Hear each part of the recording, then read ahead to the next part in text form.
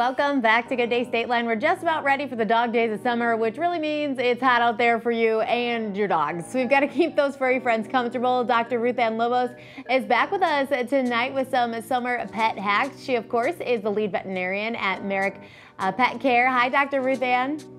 Hi, how are you doing this evening? Good. So, of course, we want to make sure that our pets are still enjoying the outdoors, but they're not like getting too hot or, getting burned or all those things that can happen to humans. We kind of talk about it and make our own decisions. Pets not so much making their own decisions, huh?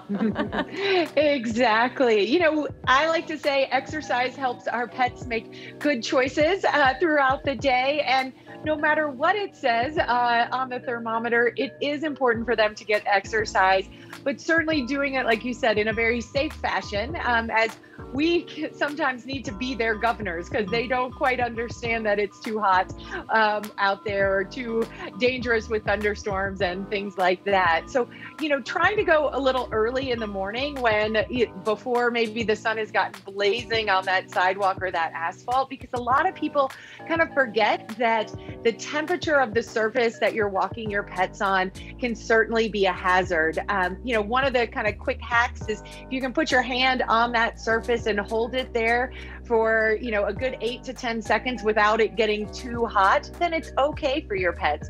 But if you can't do that, then it is too hot for your pet's pads, and it could really provide some serious danger for them.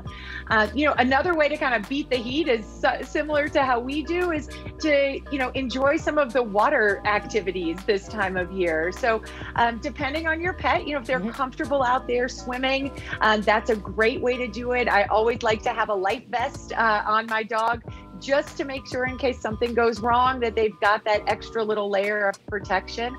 Or even just simply, putting the sprinkler on in the backyard and letting them play around in the sprinkler will help them to get some exercise, get those mental wiggles out as well, and stay cool. I love the sprinkler idea because that's kind of the only way that your pets can make their own choice, right? They can go through the sprinkler or they cannot.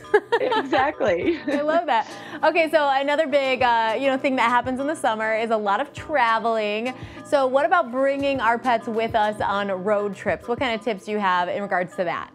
Sure. So, just like we pack a suitcase for ourselves, packing one for your pets is super important. In this case, you'd want to include enough food for however long you're going for, and then an extra day or two, just in case you decide to extend your vacation, or maybe your vacation gets extended for you. You've got that added layer of security, as well as a copy of their veterinary records, and making sure that their ID tag and their microchip information is up to date, just in case something happens and y'all get separated. Sure. You can have the best opportunity to be reunited.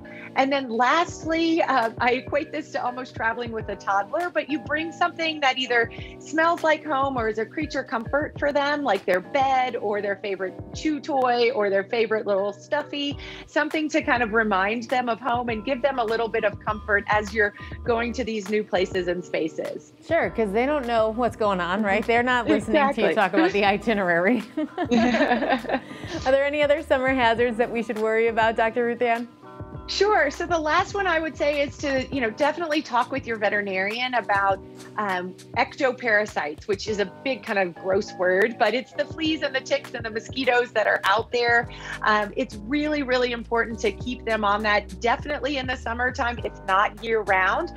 It will help to, again, prevent things like heartworm disease and other tick-borne diseases that can really make our pets sick. And with a little bit of prevention, we can have the best chance of keeping them clear of those sorts of things. Awesome tips. Of course, we want to be able to enjoy the summer and then, continue enjoy. We not have to make up for anything, right? So it's good to be prepared.